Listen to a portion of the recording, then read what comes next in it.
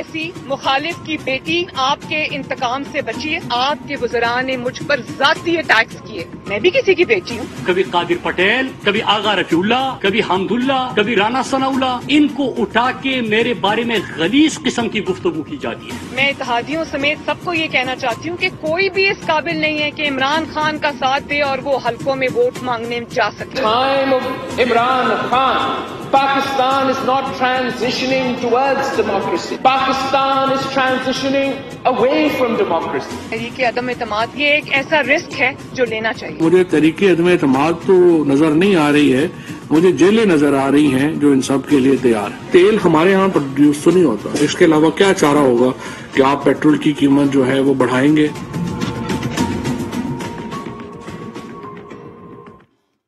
السلام علیکم ناظرین، آپ روبرو پروگرام دیکھ رہے ہیں اور میں ہوں آپ کا میزبان شوکت پراچا. تاریخ کا سب سے بڑا پیٹرول بم ایسے گرا کہ ٹرانسپورٹ کے کرائے بڑھ گئے، سبزیوں کے ریٹ بڑھ گئے، پھل اور اوپر چلے گئے. زندگی میں کوئی ایسی چیز نہیں بچی جس کے ریٹس میں اضافہ نہ ہوا ہو. لیکن حکومت کہتی ہے کہ ہم اتحادیوں کو مزید وزارتیں دے کر اپنا ٹرم پورا کریں گے، اپنے آپ کو آگے بڑھائیں گے. اپوزیشن جماعتیں عدم اعتماد سے لے کر لانگ مارچ تک تمام حربے استعمال کرنا چاہ رہی ہیں. اپوزیشن جماعتیں کہتی ہیں کہ ہم اس حکومت سے نجات دلائیں گے عوام کو. دوسری طرف حکومت کا وضاحتی بیان بھی آتا ہے. حکومت کہتی ہے کہ عالمی سطح پر چونکہ تیل کی قیمتیں بڑھی ہیں تو ہمارے پاس اور کوئی چارہ کار نہیں ہے. عوام پس رہے ہیں. یہاں الزامات در الزامات کی سیاست ہو رہی ہے. یہاں پر پاکستان کے اندر عدم اعتماد، عدم استحکام کا تاثر ابھر آیا ہے پاکستان کے بارے میں. لیکن یہاں وزارتیں دے کر حکومت بچانے یا عدم اعتماد لا کر حکومت گرانے کا کھیل کھیلا جا رہا ہے. ملکی سیاسی صورتحال پر ہم بات کریں گے. میں مہمانوں کا تعارف کرا دیتا ہوں. ہمارے ساتھ موجود ہیں سینیٹر ڈاکٹر عفنان اللہ صاحب، نون لیگ کے مرکزی رہنما ہیں. بہت شکریہ ڈاکٹر صاحب، آپ نے وقت دیا. ہمارے ساتھ موجود ہیں ٹیلی فون لائن پر سینئر پولیٹیشین ڈاکٹر خالد رانجھا صاحب، کاف لیگ کے رہنما ہیں، سابق وفاقی وزیر قانون ہیں. بہت شکریہ ڈاکٹر صاحب، آپ نے وقت دیا. جناب فیصل کریم خان کنڈی صاحب، پیپلز پارٹی کے مرکزی رہنما ہیں، سابق ڈپٹی اسپیکر قومی اسمبلی ہیں. بہت شکریہ فیصل کریم خان، آپ نے وقت دیا. اور تھوڑی دیر میں ہمیں کمل شودب صاحبہ جوائن کریں گی، پی ٹی آئی کی رہنما ہیں، پی ٹی آئی کی ایم این اے ہیں، وزیر اعظم کے ترجمانوں میں شامل ہیں. ڈاکٹر عفنان اللہ صاحب، زندگی اجیرن ہو گئی، گیس کی پرائس بڑھ گئی، پیٹرول بم گر گیا، لیکن حکومت کے ساتھ ساتھ اپوزیشن بھی ابھی کوئی، میں کہوں کہ بالکل 100% کوئی بلو پرنٹ بن گیا اسٹریٹجی کا، وہ بھی ہمیں نظر نہیں آ رہا. جی بسم اللہ الرحمن الرحیم. دیکھیں، جو حکومت ہے اس نے تمام ریکارڈ مہنگائی کے توڑ دیے ہیں. پاکستان میں کی تاریخ میں کبھی پیٹرول اتنا مہنگا نہیں ہوا جتنا ابھی ہو چکا ہے. پاکستان کی تاریخ میں کبھی گیس اتنی مہنگی نہیں ہوئی جتنی ابھی ہو چکی ہے. پاکستان کی تاریخ میں کبھی بجلی اتنی مہنگی نہیں ہوئی جتنی ابھی ہو چکی ہے، اور مزید مہنگائی اور آ رہی ہے، اور کوئی اینڈ نہیں نظر آ رہا اس چیز کا. حکومت جو ہے اس کے پاس کوئی نہ پلان ہے عوام کو ریلیف دینے کا، اور بس صرف ہر مسئلے کا ایک ہی حل ہے کہ مہنگائی کرتے جاؤ، قیمتیں بڑھاتے جاؤ، اپنی جو کرپشن ہے، اپنی مس گورننس ہے، اس کا نزلہ عوام پہ گراتے جاؤ. جہاں تک بات ہے اپوزیشن کی، دیکھیں ہم نے اس حکومت کو شروع میں کوشش کی کہ ہم ان کو ایڈوائز کریں، ہم ان کو بتائیں کہ کیسے گورننس ہوتی ہے، مگر ان کا غیر سنجیدہ رویہ جو ہے اس کی وجہ سے جو معاملات ہیں وہ کسی طرف گئے نہیں. آپ کو یاد ہے شہباز شریف صاحب نے جو ہے وہ فلور کے اوپر کہا کہ جی ہم چارٹر آف اکانومی کر لیتے ہیں، اس میں ہم آپس میں بیٹھ کے بات کرتے ہیں. اس کا مذاق اڑایا گیا. ہم نے ان کو فیٹ اپ پہ مشورہ دیا، انہوں نے کہا یہ ہم سے این آر او مانگتے ہیں. ہم نے ان کو نیب پہ مشورہ دیا، انہوں نے کہا یہ ہم سے این آر او مانگتے ہیں. ان سے ای وی ایم پہ بات کی، انہوں نے کہا این آر او مانگتے ہیں. تو یہ اتنے غیر سنجیدہ لوگ ہیں، یہ ہر چیز میں ہر وقت پولیٹیکل پوائنٹ سکورنگ کے اندر گھسے رہتے ہیں، جس کی وجہ سے گورننس کی طرف کوئی فوکس ہے ہی نہیں. نہ ان کو کوئی علم ہے گورننس کیسے کرنی ہے. آج آپ سوچیں کہ اتنا حیران کن بات ہوئی کہ مراد سعید صاحب نے اپنی پریس کانفرنس میں یہ فرما دیا کہ میری بہت بڑی کامیابی یہ ہے کہ میں نے ISO اسٹینڈرڈ جو ہے امپلیمنٹ کیا ہے. اب آپ سوچیں کہ لوگ پوری قوم ہنس رہی ہوگی جن لوگوں کو اس بات کا پتہ ہے کہ ہزاروں کمپنیاں ہیں, لاکھوں کمپنیاں دنیا میں جو کرتی ہیں اس کی امپلیمنٹیشن. PMLN کے دور میں بھی ہوئی ہیں, اس سے پہلے بھی ہوئی ہیں, لیکن کبھی کسی نے یہ نہیں کہا کہ میں نے بہت بڑا, مطلب آپ ان کی سب سے بڑا جو نمبر 1 وزیر ہے اس کی سب سے بڑی اکمپلشمنٹ یہ ہے کہ اس نے ISO سرٹیفکیشن کرا لی ہے کسی ایک ادارے کی. تو اگر جہاں پہ معاملات اس نہج پہ آ جائے, جہاں پہ تنزلی اس قدر ہو جائے جس قدر ہو گئی ہے, وہاں پہ پھر جو ہے وہ مطلب کہ اس کے علاوہ کوئی چارہ رہتا نہیں ہے کہ ہم جو ہے وہ ان لوگوں کو گھر بھیجنے کی اپنی پوری کوشش کریں, جو کہ ہم آلریڈی کر رہے ہیں. آپ کوشش پوری کر رہے ہیں. ڈاکٹر خالد رانجھا صاحب, آپ کی پارٹی کا اسلام آباد میں اجلاس بھی ہوا, اب مختلف آراء بھی آئیں اور فیصلہ چودھری پرویز الہی کے حوالے کر دیا گیا, اختیار ان کو سونپ دیا گیا. مریم نواز شریف آج کہہ رہی تھیں کہ اتحادی عوام کے ساتھ جائیں گے, اقتدار کے ساتھ نہیں جائیں گے. آپ کی پارٹی نے فیصلہ کیا کیا ہے؟ بہرحال میں سمجھتا ہوں ابھی صحیح بات سامنے نہیں آ رہی, جی جی, لیکن اس بات پہ سوچ و بچار ہو رہی ہے. اور آپ کو یاد ہوگا کہ جب اتحاد پیپلز پارٹی سے ہوا تب بھی لوگ ناراض ہوئے, اور سن 2008 سے کوشش ہو رہی تھی میاں نواز شریف صاحب کے ساتھ ملنے کی. میاں صاحب کو دوبارہ نہیں تھا کہ میں چودھری شجاعت سے اسلام بھی لے لوں. تو کیسے کریں تو مسلم لیگ ہی ہے یہ, اور میں سمجھتا ہوں کہ اگر مسلم لیگ اکٹھی ہونی ہے اور اگر ہو گئی تو it will be a big party. آپ فرما رہے ہیں کہ مسلم لیگ اکٹھی ہونے کی کوششیں بھی ہو رہی ہیں. بہت ہوئی ہے.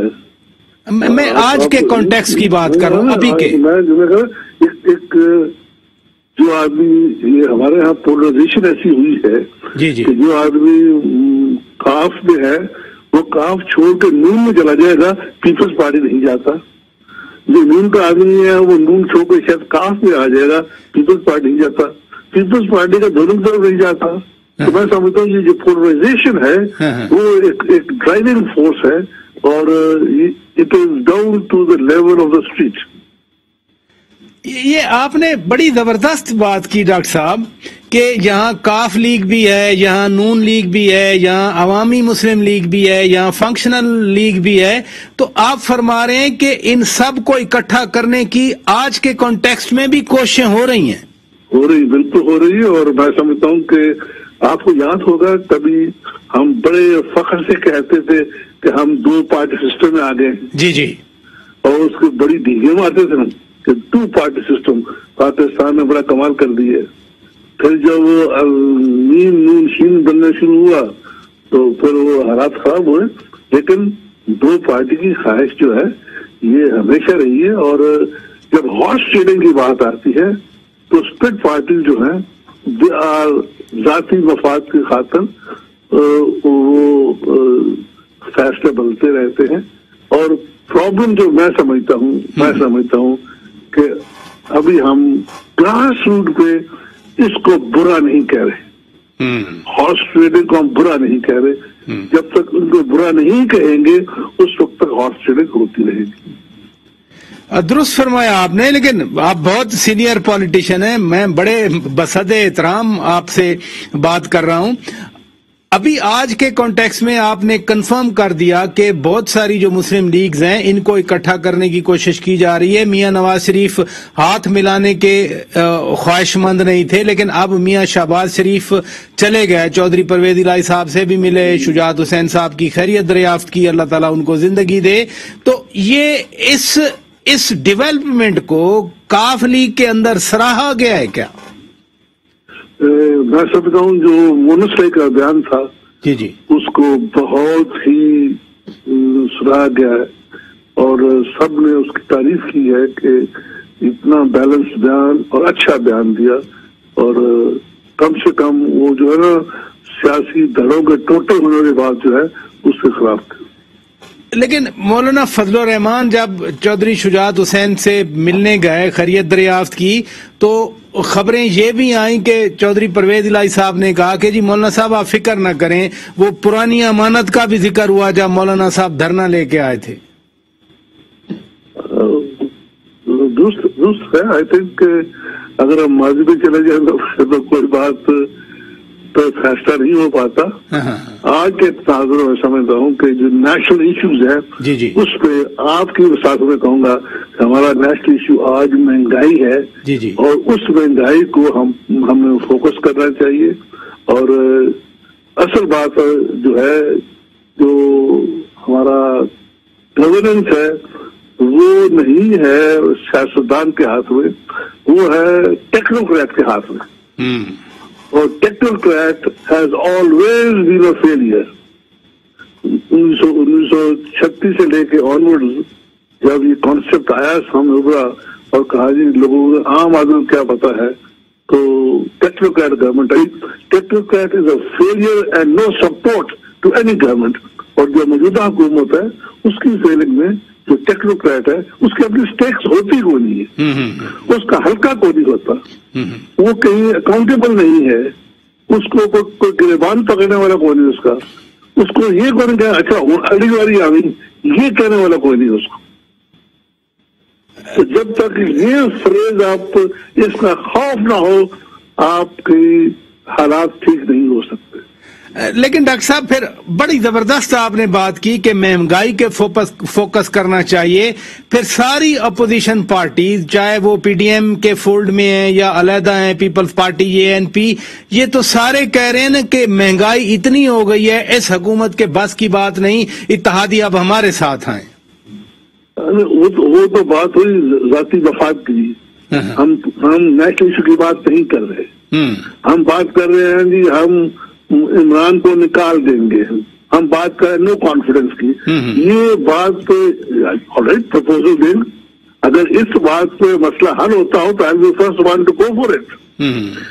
یہ ہم مسئلے کی بات نہیں کر رہے، ذاتی اس کو پیچھے لک کے ہم اپنے مفاد کی بات کر رہے ہیں.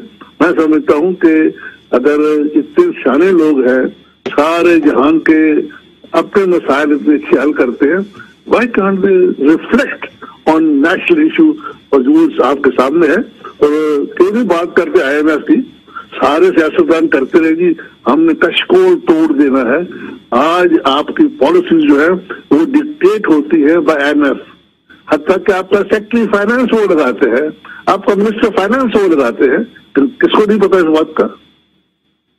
تو میں بڑے ادب سے کہوں گا، تنقید کی بات نہیں کر رہا، میں بات کر رہا ہوں آن پلین کہ ہاں جی how to move forward.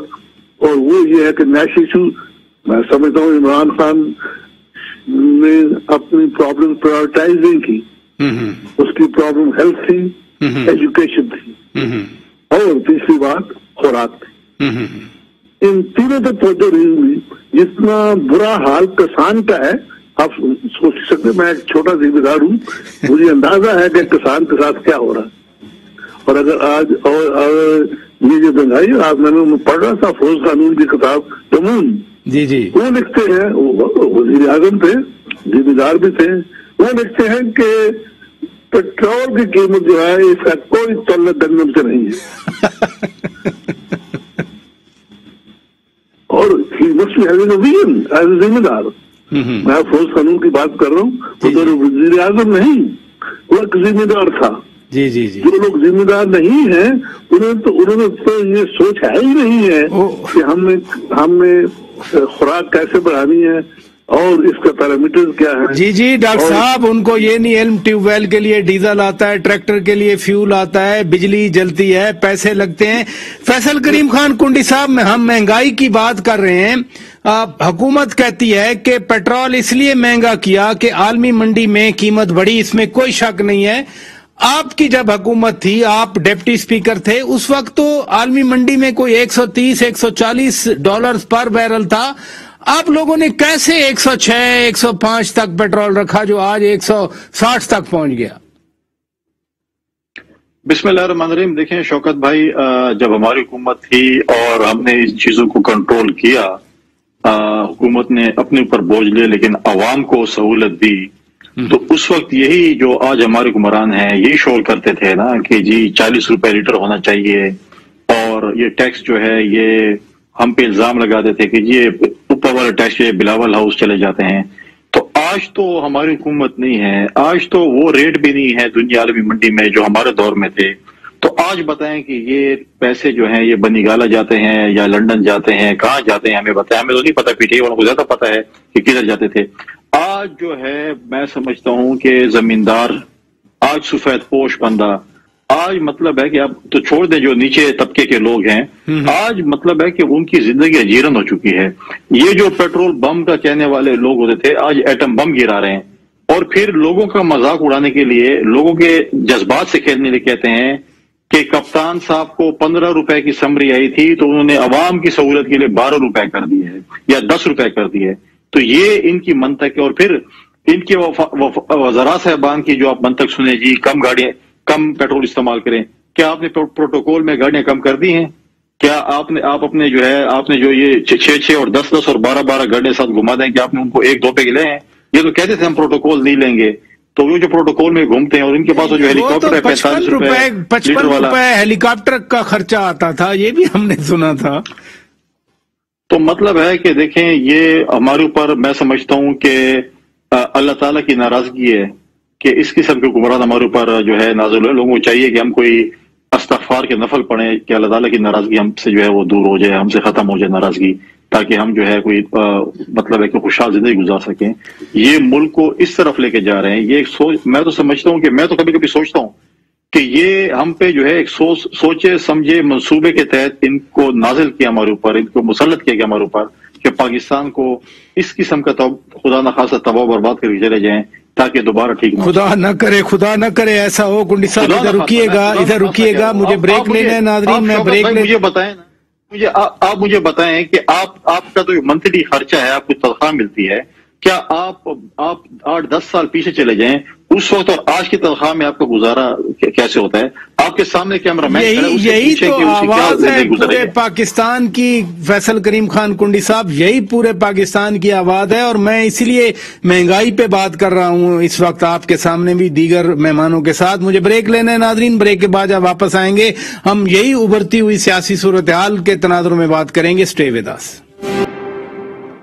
Welcome back ناظرین، آپ روبرو پروگرام دیکھ رہے ہیں. ہم بات کر رہے ہیں پیٹرول بم گرا، مہنگائی بڑھی، لوگ چیخ رہے ہیں، لوگوں کی چیخیں نکل گئی ہیں. حکومت اپنی وضاحت دے رہی ہے کہ عالمی منڈی میں قیمتیں بڑھی تو ہمیں بھی بڑھانا پڑی. کمل شوذب صاحبہ پی ٹی آئی کے MNA، میں نے تعارف کرایا تھا، وہ ہمیں جوائن کر چکی ہیں. بہت شکریہ، آپ نے وقت دیا. ہم کچھ تو بات کر چکے ہیں، لیکن قانون سازی کے حوالے سے جب بات ہو، فیٹف کا قانون ہوا، آپ نے جوائنٹ سیشن کروا کے منظور کروا لیا، سینٹ میں ایون اسٹیٹ بینک والا آپ نے کر لیا. جب عوام کی بات ہو تو پھر وزیر اعظم صاحب کہتے ہیں میرے پاس 2/3 میجورٹی نہیں ہے، مجھے فیصلے نہیں کرنے دیے جاتے، ہمارے بل روک لیے جاتے ہیں. عوام سے کیا مسئلہ ہے حکومت کو؟ بسم اللہ الرحمن الرحیم. Thank you very much Paracha صاحب. دیکھیں، عوام ہماری جان ہے. عوام سے ہمیں کیا مسئلہ ہے؟ ہم خود عوام ہیں، عوام کے نمائندے ہیں. عوام سے ہمیں کیا کوئی ان سے بیر ہوگا؟ ہم کوئی ٹیکنوکریٹ کی حکومت تو نہیں ہے، ہم الیکٹڈ عوام کے نمائندے ہیں. عوام کے بیچ میں میرا اور آپ کا تو علاقہ بھی آلموسٹ ایک ہی ہے. تو جہاں تک دیکھیں، ہم خود بھی جو تنخواہ ملتی ہے اسی میں گزارا کرتے ہیں. الحمدللہ کوئی جاگیردار و ڈیرا یا کوئی پولیٹیکل بیک گراؤنڈ بھی نہیں ہے، ایک مڈل کلاس سے تعلق ہے. دیکھیں، عوام کا پورا احساس ہے، لیکن معذرت کے ساتھ جو حالات پوری دنیا میں اس وقت چل رہے ہیں، جو گلوبل انفلیشن کا شکار ہے، اس کے حساب سے اگر آپ دیکھیں تو جو ڈیولپ کنٹریز ہیں جن کی بہت زبردست اکانومیز جو ڈیولپڈ ہیں، اور اس کے بعد ان کے GDP آپ دیکھ لیں تو وہ ہمارے سے کئی گنا زیادہ ہیں. وہ اس وقت جیسے UK 30 سال کی بدترین اس وقت انفلیشن کا وہ شکار ہیں، آئل شارٹیج کا شکار ہوئے کیونکہ ڈیمانڈ سپلائی ڈسٹرپٹ ہوئی تھی. اس وقت اگر آپ، کیونکہ ہمارے چینلز جو ہیں وہ انٹرنیشنل خبریں اتنی ہماری عوام کو بتاتے نہیں ہیں، میں ریکویسٹ کروں گی کہ ضرور بتایا کریں. رشیا کی اور یوکرین کی جو ٹینشن بنی جس کی وجہ سے آئل پرائسز میں ایک دم سپائک آئی ہے، اور ایک مہینے میں تقریباً $15 فی بیرل کا اضافہ ہوا. $96.60 فی بیرل جو ہے وہ تیل کی پرائس ہو گئی. اب اس میں ہم اگر بنی گالا میں ہم نے ویسے آرڈر کیا ہوا ہے کہ کنویں کھد جائیں اور ادھر سے کوئی تیل نکل آئے تو ہم مفت میں بانٹیں. ہمارا تو یہی دل کرتا ہے کہ عوام کو ہم مفت میں جتنے پیٹرول بانٹیں گے اتنا ہمیں فائدہ آگے. لیکن فی الحال ایسا سین نہیں ہے, ہمیں باہر سے لانا پڑتا ہے. اکانومی کا آلموسٹ 70% جو ہے وہ آئل بیسڈ ہے. یعنی آپ باہر سے تیل جب لاتے ہیں, آپ نے ٹھیک کہا, تو وہ 70% آپ کی اکانومی اس تیل کے ساتھ کنیکٹڈ ہے. بجلی ہو اور کوئی کارخانے ہو سب, تو ایک دم اس کا امپیکٹ جو ہے وہ آتا ہے. اب حکومت کیا کر سکتی تھی؟ حکومت یہ کر سکتی ہے کہ سیلز ٹیکس میں اور لیوی میں آپ جو ہے وہ عوام کو فائدہ دے دیں یا ریلیف دے دیں. تو ہم نے وہ زیرو کر دیا جو پاکستان کی ہسٹری میں نہیں ہوا. اس سے کیا ہو رہا ہے, 35 ارب روپے کی سبسڈی جا رہی ہے ہر مہینے, اور وہ حکومت خود برداشت کر رہی ہے. اس حساب سے دیکھیں تو تقریباً 400 بلین اب تک بن چکا ہے. تو یہ اب انٹرنیشنلی گلوبلی ایک جو کرونا کی وجہ سے مہنگائی آئی ہوئی ہے. کموڈیٹیز اس وقت ریکارڈ ہائی پہ ہیں. آپ بلومبرگ اٹھا کے دیکھیں, 6 سال سے مہنگی تھی, لیکن اب جو فوڈ باسکٹ ہے وہ مہنگی ترین ہوگی. اصل میں لیکن ہم نے کیا کیا, اسی چیز کا جواب دیتے ہیں کہ وہاں تو انکم زیادہ ہیں, تنخواہیں زیادہ ہیں, نہیں زیادہ, پر کیپٹا انکم زیادہ ہے. برطانیہ کے آپ نے ایگزامپل دی. اچھا صاحب, میرا تھوڑا سا میں اکانومی سے تعلق ہے, پڑھتی رہی, اکنامکس کی اسٹوڈنٹ ہوں. اتنا بتا دوں, دیکھیں جب کرونا آیا انہوں نے نوٹ چھاپے, نوٹ چھاپ کے لوگوں کو ریلیف دیا. نوٹ چھاپنے سے ہمیشہ انفلیشن آتی ہے. اب اس کا وہ شکار ہو رہے ہیں لوگ, جاب لیس بھی ہوئے. میں کیونکہ کبھی ریسنٹ 3 مہینے میری بہت ٹریولنگ رہی ہے, میں جاتی رہی ہوں, اور میری چھوٹی بہن دبئی ہوتی تو میں اپنی والدہ کو وہاں چھوڑنے گئی تھی. گیس کی, بجلی کی ریکارڈ وہاں پہ اس وقت بل آ رہے ہیں. یو اے ای اور یہ جو سعودی عربیہ ہے, یہ وہ ملک ہیں جہاں سے تیل نکلتا ہے. اس وقت پاکستان, یو اے ای اور سعودی عربیہ قریب ہیں جن کے پاس آئل کی ایک پرائسز ہیں. باقی سارے ممالک اس وقت ہم سے 2 گنا 3 گنا زیادہ دے رہے ہیں. دیکھیں جب ہم کمپیریزن کرتے ہیں اپنی اپوزیشن یا پچھلی حکومت سے, تو اس وقت میں اور ہمارے میں یہ فرق ہے کہ ان کے دور میں $28 فی بیرل اوباما کا دور تھا, اور اس ٹائم پہ ریکارڈ لو آئل پرائسز تھی, ریکارڈ لو کموڈیٹی پرائسز تھی پوری دنیا میں. اس وقت 100 سال کا سب سے بڑا پینڈیمک نے ہٹ کیا ہے. پوری دنیا اس وقت انفلیشن کا شکار ہے. پوری دنیا نے لاک ڈاؤن کیے تھے, پاکستان واحد ملک تھا جس نے ایک ٹرینڈ سیٹ کیا, اور اسی وجہ سے پاکستان جو گلوبل اکانومسٹ ہے اس کے مطابق نارمیلسی انڈیکس میں فرسٹ 3 پہ آتا ہے. میں ایک چند ایسے ہی ہیں, تو یہ جھلک دیکھیں کہ جب ہماری پرانی جو اپنے دعوے دار ہیں جو اس وقت سیاست کھیلتی ہیں اس پہ, وہ حکومتیں جب آئی تھیں تو کیسی کیسی خبریں آ رہی تھی. 3 مہینے میں مہنگائی کے ریکارڈ بن گئے. ہمیں تو آپ نے ایسے حالات میں ملک ہمیں ملا, اور اس کے بعد کرونا آ گیا, پہلے لوکسٹ آ گئی. لیکن میں یہ سمجھتی ہوں کہ آپ جیسے ریسپانسبل اینکرز اور جو اور ہمارے میڈیا کے حضرات ہیں, ندیم ملک صاحب وغیرہ ہیں, جنہوں نے بڑا ڈیسنٹ طریقے سے اصل ایشو کو ہائی لائٹ کر کے لوگوں کو ایجوکیٹ کیا ہے کہ یہ سیاسی مسئلہ ہے. آپ نے خود بھی وضاحت کر دی. ڈاکٹر افنان اللہ صاحب, اب بنی گالا سے تو تیل نہیں نکل رہا, تیل تو باہر سے آ رہا ہے. آپ نے جواب سن لیا. دیکھیں بات یہ ہے کہ بنی گالا سے تیل تو 2013 میں بھی نہیں نکلتا تھا, 2014 میں بھی نہیں نکلتا تھا, اس سے پہلے بھی نہیں نکلتا تھا. جب عمران خان صاحب روزانہ ٹویٹ کر کے کہتے تھے کہ یہ مہنگائی کا بم گرا دی ہے, اس وقت کیوں نہیں یہ سمجھ میں آتی تھی یہ باتیں کہ انٹرنیشنل پرائس بڑھ رہی ہے. 2013 میں $100 سے اوپر تھی انٹرنیشنل پرائس, 2014 میں بھی $100 سے اوپر گئی ہے. ابھی میں نے چیک کیا, ابھی جو پرائس ہے اس سے زیادہ مہنگی تھی, پھر بھی ہم نے اس کو اتنی اوپر نہیں جانے دی. پیپل پارٹی کے دور میں $147 پر بیرل بھی گیا ہے, جی, لیکن انہوں نے بھی نہیں جانے دی. تو یہ ساری کی ساری باتیں جو ہیں یہ سیاسی طور پہ تو ٹھیک ہے. ابھی جو 12 روپے انہوں نے لیٹر بڑھایا, اس میں 4 روپے لیوی بھی بڑھائی ہے, ٹیکس لیوی 8 روپے لیٹر اس کی قیمت بڑھائی ہے, 4 روپے اس میں ٹیکس بھی بڑھایا ہے. تو یہ عوام کو مس لیڈ کرنے والی باتیں ہیں. بات یہ ہے کہ اب جب آپ کنٹینر میں کھڑے ہو کے یہ ساری باتیں کرتے تھے, اس وقت آپ کو سوچنا چاہیے تھا نا. اس وقت تو آپ کہتے تھے کہ میں خودکشی کر لوں گا, IMF کے پاس نہیں جاؤں گا. اس وقت آپ تنقید کا نشانہ, آپ کہتے تھے 40 روپے لیٹر ہونا چاہیے پیٹرول. آج آپ جو ہے وہ کہہ رہے ہیں کہ بنی گالا میں پیٹرول نہیں, تیل نہیں نکلتا.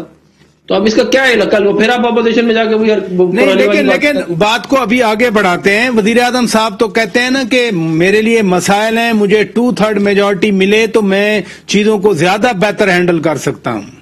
دیکھیں 2/3 میجورٹی ملنے سے نہ فائنانس منسٹر چینج ہوگا, نہ پیٹرولیم منسٹر چینج ہوگا, نہ کمیونیکیشن کا منسٹر چینج ہوگا, نہ انفلیشن پہ کوئی فرق پڑے گا, نہ کسی. یہ تو مطلب کہنے کی بات ہے نا, مطلب بہانہ ہے. 2/3 میجورٹی ان کو دے دیں تاکہ یہ جو رہی صحیح کسر ہے اس کو بھی یہ نکال دیں, پورا تباہ برباد کر دیں.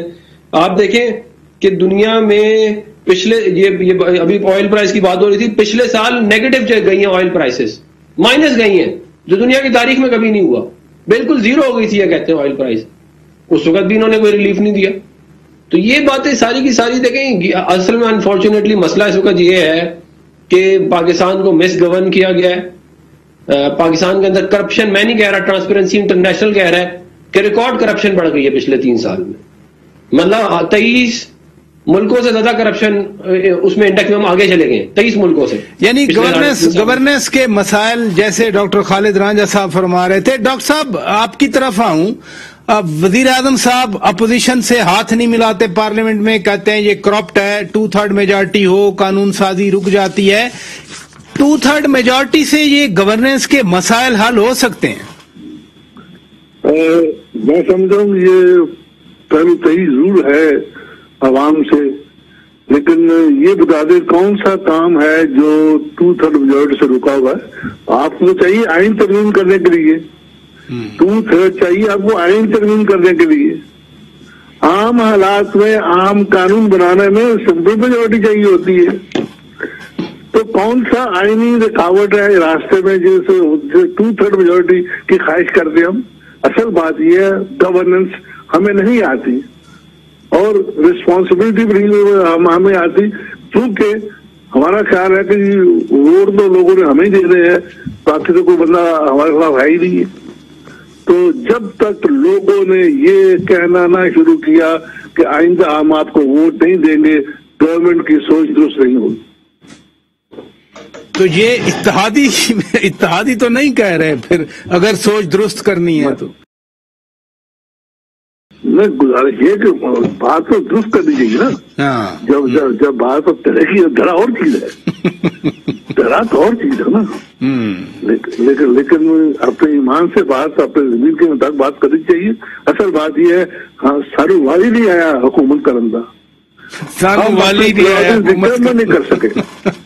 فیصل کریم خان، آپ کیا سمجھتے ہیں؟ وزیر اعظم صاحب کی اتنی تو شکایت درست ہے کہ کوئی بھی قانون سازی ہو، کوئی ادھر روٹ کے بیٹھا ہوتا ہے، کوئی ادھر روٹ کے بیٹھا ہو، وہ کہتے ہیں مجھے 2 ووٹ کے لیے لوگوں کو منانا پڑتا ہے. آپ کی جب حکومت تھی آپ کے پاس بھی شارٹ نمبر تھے، لیکن حکومت چلی، آئینی ترمیم بھی ہوئی. یہ کتنی بڑی رکاوٹ ہوتی ہے جو وزیر اعظم صاحب کہہ رہے ہیں کہ سب روٹھ جاتے ہیں، میرے پاس اکثریت سادہ بھی نہیں ہے. وزیر اعظم کے مشیر ترجمان بھی یہ باتیں کر رہے ہیں. دیکھیں شوکت صاحب، ہم نے کبھی بھی اپنے دور حکومت میں یا اس سے پہلے ہم نے یہ نہیں کہا کہ ہم اس کو جو ہے وہ ہاتھ نہیں ملیں گے، یا یہ چور ہے اور یہ ڈاکو ہے، یا اس کو میں چپراسی نہیں رکھوں گا، اس کو میں کلرک نہیں رکھوں گا. دیکھیں ہمارے پاس بھی غالباً جو آج پی ٹی آئی کے پاس ممبر ہیں اس سے کم ممبر تھے، اور ہمارے پاس ان سے زیادہ اتحادی تھے. بہت سی الائنس پارٹی ہمارے ساتھ تھی، لیکن اس کے باوجود بھی آپ دیکھیں کہ ہم نے آئینی ترامیم کی. اچھا وہ تو ہر دوسرے مہینے ایم کے ایم تو روٹھی ہوتی تھی نا، کہ وہ ایک دفعہ مجھے یاد ہے یہ پیٹرول پرائس بڑے تھے، وہ ریزائن کر گئے تھے، پھر منا کے آپ لوگ لے آئے. دیکھیں لیکن ہم نے جو ہے سب کو آپ مجھے کہ یونینیمسلی ہم نے آئینی ترامیم کی، ہم نے میجورٹی بلز جو ہیں وہ یونینیمسلی اسمبلی میں پاس کیے. آپ مجھے بتائیں کہ مہنگائی کے حوالے سے، پیٹرول کی قیمتیں کم کرنے کے حوالے سے، اس حوالے سے کیا حکومت نے کوئی ایسا بل ہے جس کو اپوزیشن نے کہا کہ ہم اس کا آپ کو سپورٹ نہیں کرتے ہیں؟ تو پھر آپ کہیں کہ ہم نے کوئی کیا ہو. اب یہ ہے کہ یہ حکومت کا کام ہے نا، حکومت کا کام ہے. لیکن اصلاحات کے لیے حکومت آگے بڑھتی ہے، ریفارم کرنی ہے، یہ تو آپ بھی سمجھتے ہیں، نون لیگ بھی سمجھتی ہے کہ اصلاحات ضرورت ہے، اصلاحات کے بل بھی اپوز کیے جاتے ہیں. دیکھیں غالباً آپ کو یاد ہوگا جب ہم سینٹ کے الیکشن کے دوران پروگرام کر رہے تھے آپ کے ساتھ، اور میں نے کہا تھا کہ سینٹ کے الیکشن کے بعد مونس الہی صاحب کو میں خوشخبری سنا رہا ہوں کہ وہ بنیں گے وفاقی وزیر. جی بن گئے، وزیر بن گئے. انہوں نے وزیر اعظم صاحب کو ابھی ایشورنس بھی دے دی کہ گھبرانے کی ضرورت نہیں ہے. جی تو وزیر اعظم صاحب بھی ہمیں کہتے ہیں گھبرانے کی ضرورت نہیں، اور کتنا ہمیں گھبرا رہے ہوتے ہیں آپ کو پتہ ہے. تو آپ اشارہ سمجھ جائیں کہ گھبرانے کی ضرورت نہیں ہے. نہیں، ابھی کون گھبرا رہا ہے؟ ابھی تو عوام گھبرا رہے ہیں. عوام گھبرا نہیں، عوام جو ہے اس وقت جو ہے بہت بڑے عذاب میں ہے. مہنگائی بہت بڑی ایک عذاب ہے جو ہمارے اوپر مسلط ہے. دیکھیں اس میں جو ہے اس میں ایسی چیزیں نہیں ہیں. میں مطلب ہے کمل شوزف صاحبہ نے بات کی کہ جی بنی گالہ میں تو تیل نہیں آ رہا، تو کل آپ بولیں گندم تو بنی گالہ میں نہیں اگ رہی، چاول تو نہیں اگ رہی. دیکھیں یہ چیزیں، یہ لوگ آپ کے پروگرام دیکھ رہے ہیں، اس قسم کا جو ہے ایک چیز آپ لوگوں پہ ایٹم بم گرا رہے ہو، ساتھ آپ کہہ رہے ہیں کہ جی بنگالہ میں تو چیزیں نہیں ہو رہی. بھئی آپ نے تو کہا کہ اس میں غلط کون سی بات ہے؟ تیل باہر سے آتا ہے، وہ انہوں نے بنگالہ کا نام لے لیا. اب خدا نخواستہ کوئی غلط بات تو نہیں کی انہوں نے.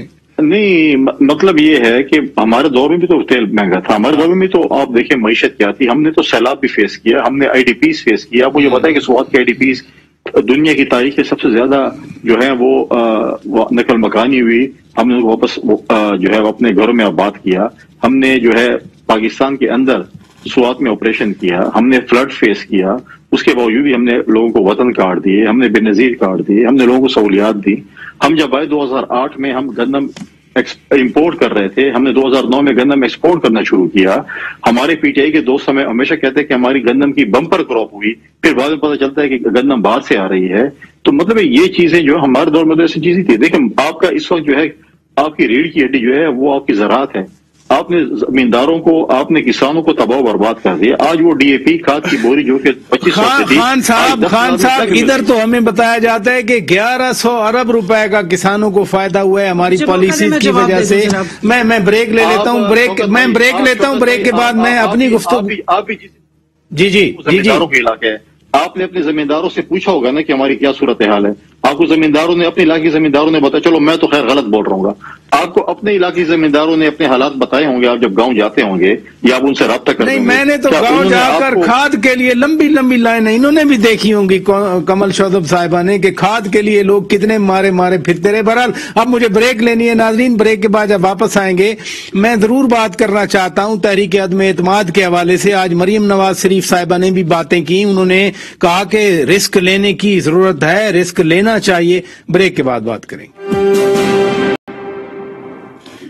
ویلکم بیک ناظرین، روبرو پروگرام آپ دیکھ رہے ہیں. سینیٹر ڈاکٹر عفنان اللہ صاحب میاں شہباز شریف چودھری پرویز الہی صاحب سے ملے، مولانا فضل الرحمان بھی ملے، آصف علی زرداری صاحب بھی ملاقاتیں کر رہے ہیں، دیگر اتحادیوں سے بھی، ایم کے ایم سے بھی ملاقات ہوئی. جہانگیر خان ترین گروپ بھی آپ لوگوں سے ملنا چاہ رہا ہے، جو خبریں آئی ہیں. تو پھر مریم نواز شریف صاحبہ کیوں سوچ رہی ہیں کہ تحریک عدم اعتماد ایک رسک ہے اور لینا چاہیے؟ یعنی ابھی تک کانفیڈنس نہیں آیا، پورا نمبرز پورے نہیں ہوئے. دیکھیں اس کی وجہ یہ ہوتی ہے کہ کوئی بھی کام جب تک وہ ہو نہ جائے اس کے اندر رسک تو انوالو ہوتا ہی ہے نا.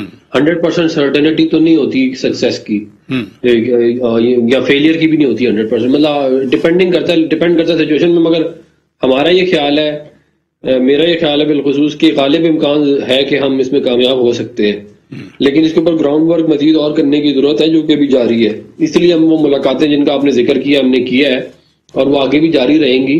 اور میرا یہ خیال ہے کہ جو ہے وہ یہ پاسبل ہے کیونکہ ہمارے 162 ایم این ایز ہیں، 172 کے اوپر جو ہے وہ 10 چاہیے نا، 10 اور چاہیے. تو وہ جہانگیر خان ترین صاحب کے 8 ایم این اے بھی ہو سکتے ہیں، وہ ایم کیو ایم کے بھی ہو سکتے ہیں، وہ اور بہت ساری جگہوں سے پورے کیے جا سکتے ہیں. تو اس کو جو ہے وہ ہم ایویلیویٹ کر رہے ہیں سچویشن. اصل میں سب کہتے ہیں کہ ہمارے آپشنز اوپن ہیں، ابھی کوئی فیصلہ نہیں ہوا، لیکن پھر وقت تو آگے بڑھ رہا ہے نا. دیکھیں وہ کوئی بھی اپنے پتے نہیں دکھاتا جب تک وہ ہم لوگ نو کانفیڈنس موشن جو ہے وہ موو نہیں کریں گے. اس وقت آپ کو معلوم ہوگا ایکچولی کہ کون کس سائڈ پہ ہے، کون کدھر ہے. لیکن اگر کب تک موو کریں گے؟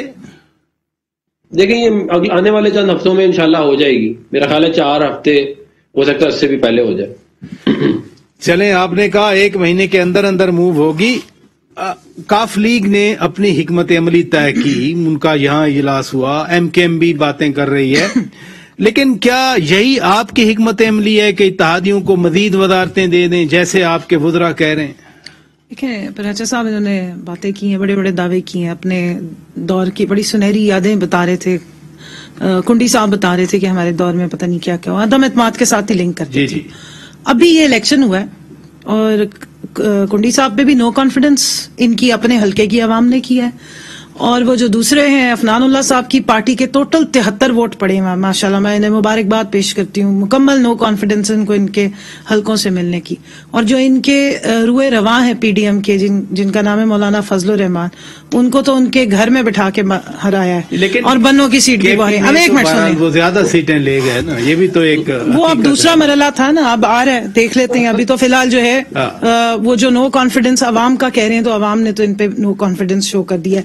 اسٹیٹسٹکس کی بات کریں کہ ان کا بڑا سنہری دور تھا, صرف گندم انہوں نے اچھی پروڈیوس کی تھی, لیکن آج 500 سے 1000 کی آج تک پاکستان میں ریکارڈ انفلیشن اگر کسی کے کھاتے میں آئی ہے نا, تو وہ ماشاءاللہ 4 دفعہ اگر آئی ہے پاکستان کا جو ٹاپ ٹچ کیا ہے, جس کا ریکارڈ ابھی تک بریک نہیں ہوا. 25% تھی انہی کے دور حکومت میں پیپلز پارٹی کے. اچھا, اس کے بعد انہوں نے کہا کہ جی بنی گالا سے آپ نے یہ کیوں کہہ دیا. میں ان سے پوچھنا چاہ رہی ہوں کہ ان کے دور حکومت میں جس وقت ایک دم ڈالر جو ہے وہ 60 سے 100 پہ چلا گیا تھا اور آئل پرائسز بڑھ گئی تھی, تو انہوں نے کیا کیا تھا؟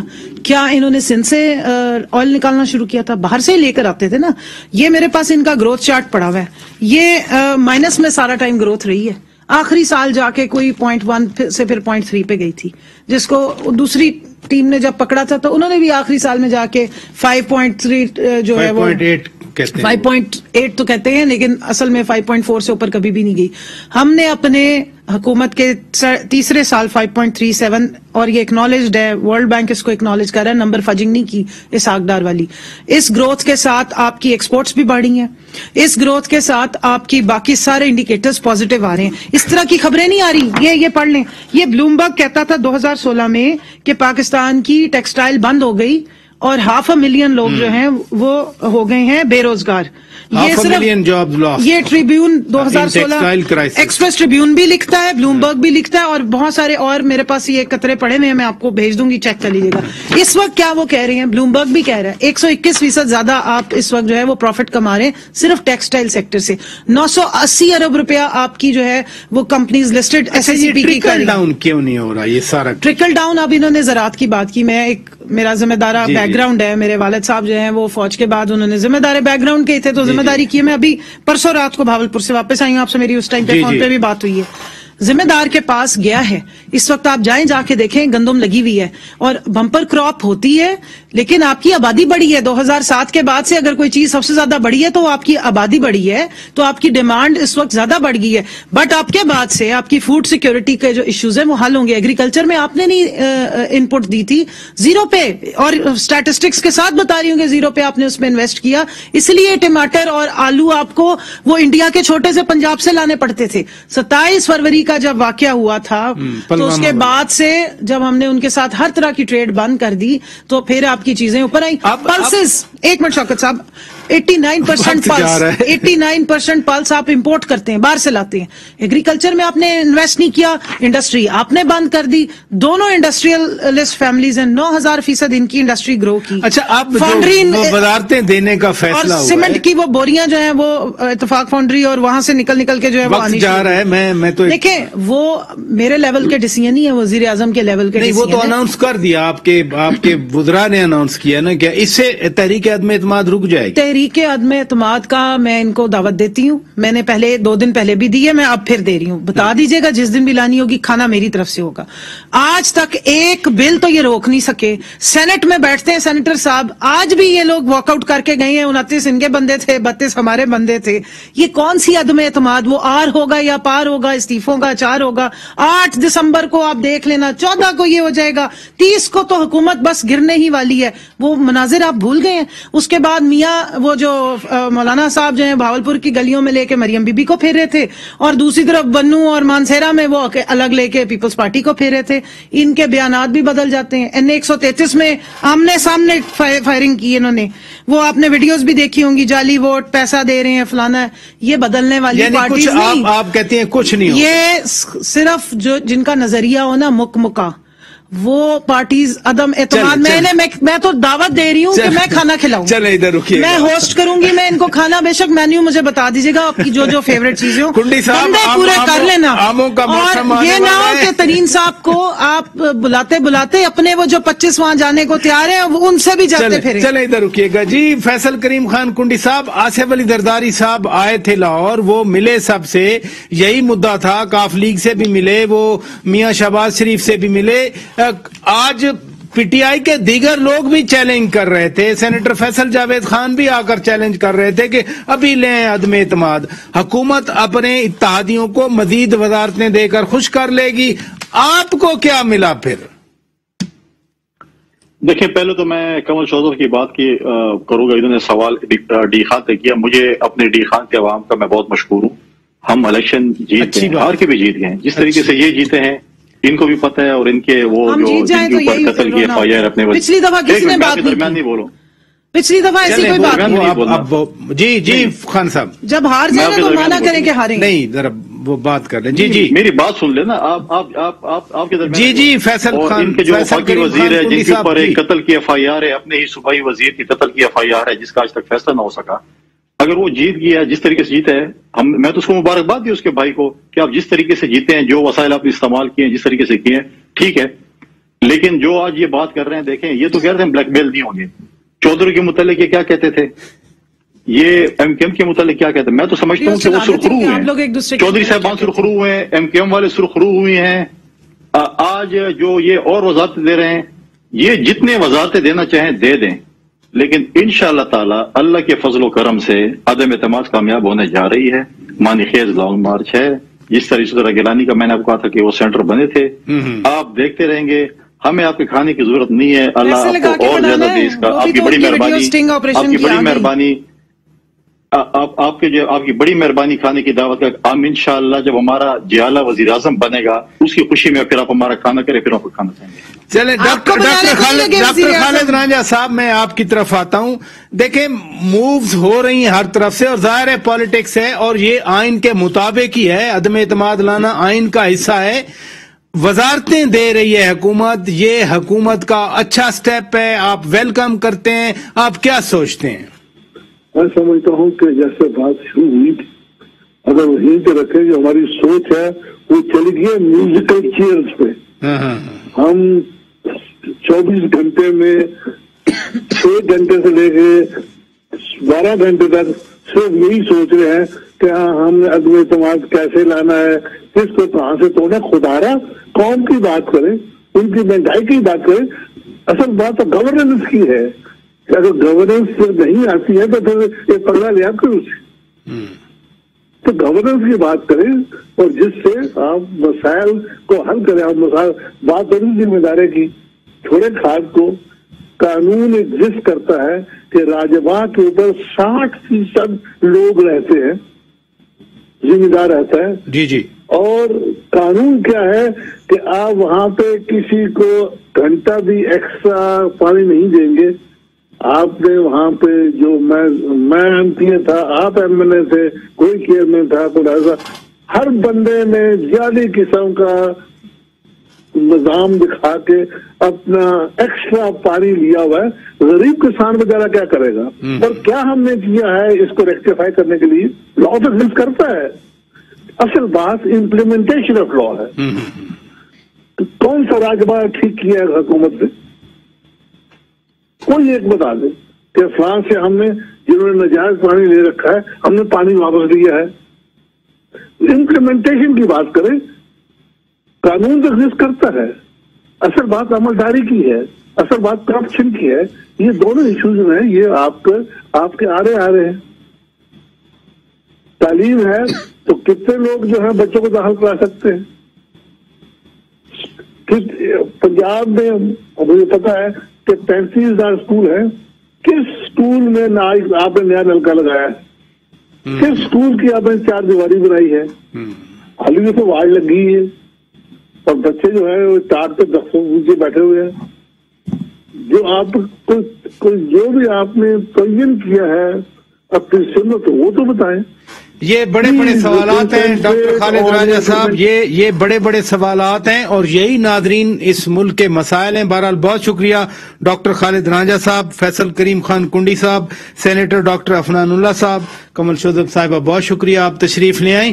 ناظرین، تحریک عدم اعتماد آنی ہے نہیں آنی، ساری کیلکولیشن اسی کے لیے ہو رہی ہیں، اور اتحادی جماعتیں نہ تو کھل کے وہ کہہ رہی ہیں کہ ہم مخالفت کریں گی اور نہ کھل کے کہہ رہی ہیں کہ ہم اس کے حق میں ہوں گی۔